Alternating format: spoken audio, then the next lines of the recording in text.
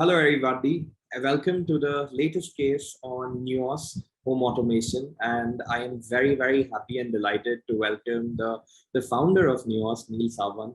And I'm sure that all of you have been very intrigued, very delighted to read the story of Nuos from what a starry-eyed boy from the US came back to India and ended up setting up one of the leading home automation companies.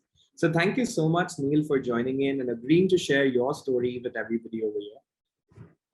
You Thanks, know, Omkar. Thanks for the lovely introduction, and I'm happy to be, chatting up with you.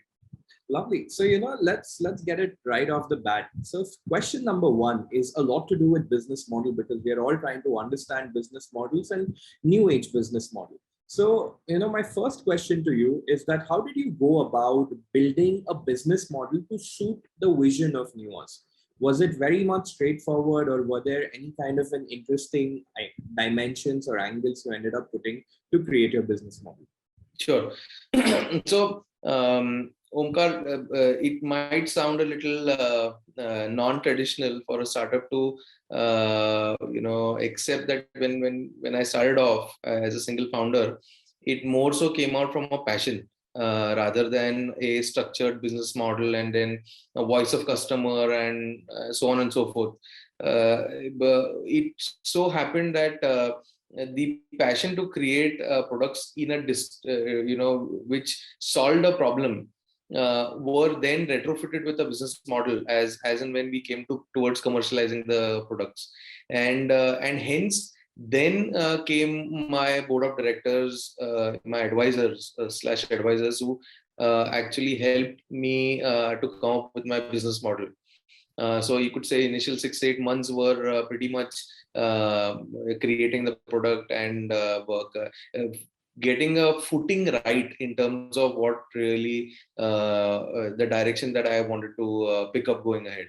And with the help of a few mentors, I was able to put a business model, which then evolved in the years to come. To be honest, I didn't start with a business model and a very structured business startup thinking, but I did eventually took the help of mentors to zero down on one.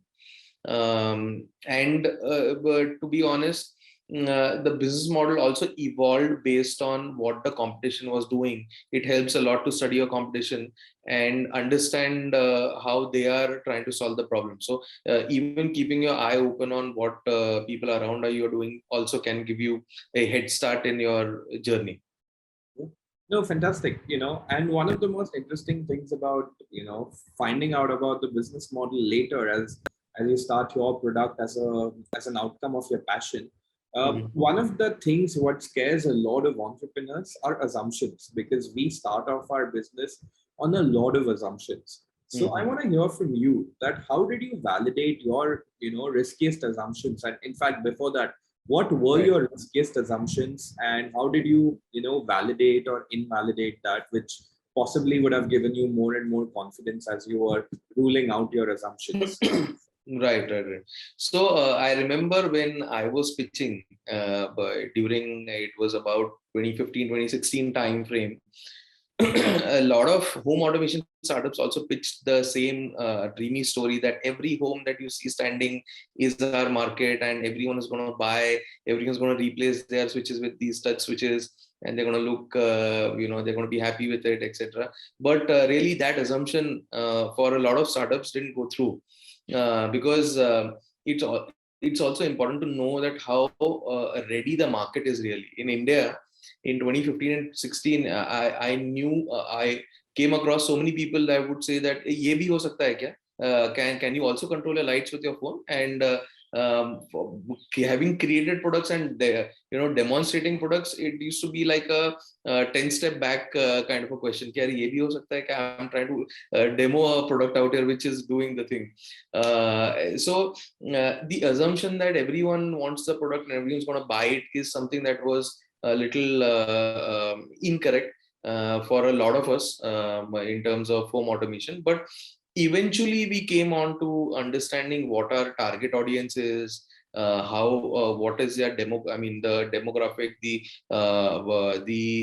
age group, the income bracket, etc., etc. Even the location pan India became very relevant to judging the target audience, and then eventually it started becoming a process, which was initially a little hope or something, became a process later. Got it. Very, very interesting. I think so.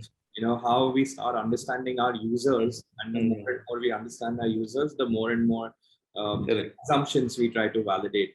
Now, this has been a fairly long journey for you, right? Almost more than half a decade has been spent by you towards building Nuos. I'm pretty sure that, during this duration, you must have had thoughts of pivoting, right? And all thoughts of persevering and, sticking to the original plan and powering through. So if you can help all our students understand that, what were these kind of decision points in your story where you thought of pivoting or you thought of persevering and powering. Sure. So coming from a US background, I knew that a lot of licensing model works in terms of technology. In terms of security, let's say there's a company called ADT, in which you don't really buy the products, you just rent the product out per month. And when I was trying to get a scale, I was trying to understand if we can fit in these EMI or a use and pay later kind of models, which we tried the waters out, and they didn't really give us the results that we wanted, because again, coming back to the same story, that the TG in a certain segment behaves in a very different way. So unless you have a product in that segment, you cannot really fit a financial model to your product. So a financial model also works hand in hand with the TG and the way they think. So that's where the learning about pivoting in terms of financial models came in the time. I mean, somewhere around 2017-18, and in terms of products, I really have never tried to pivot from what we were doing. We added a product line which was medtech, but it's not something that we are looking to pivot into medtech or something. It was a COVID need. We had the strong capability to create products, and we kind of demonstrated it through that. But I'm extremely focused in terms of the vision and the direction ahead, that I don't want to pivot from what we're doing in terms of the product, or except some models of go to market might change, but not anything else. So the core proposition remained more or less the same. I think the way the product got sold might have changed. The communication of the product or positioning of the product might have changed, but the product more or less stayed the same, or rather evolved in the intended direction, right? Right. Okay, great. This is super helpful. So I have the last question for you about how, at the end of the day, you see Nuos evolving over a period of next 5 years, 10 years. And what is the big vision behind Nuos, right? Like, is it the same vision where in 2015, 2016, which a lot of home automation companies are pitching, that in every home we'll have this? So what is the vision behind? Right. So after the reality hits or comes in, you kind of start understanding the direction in terms of the market. So probably now that we are into, we've got a strong footing in the Indian market, the next immediate thing would be to grab more cities. We initially started doing a lot of cities, and then we retracted to doing fewer cities, which gave us more business. Now we are also expanding in terms of the number of cities that we are doing, and doing it effectively. At the same time, also making sure that we're doing the cities that we are handling right now better.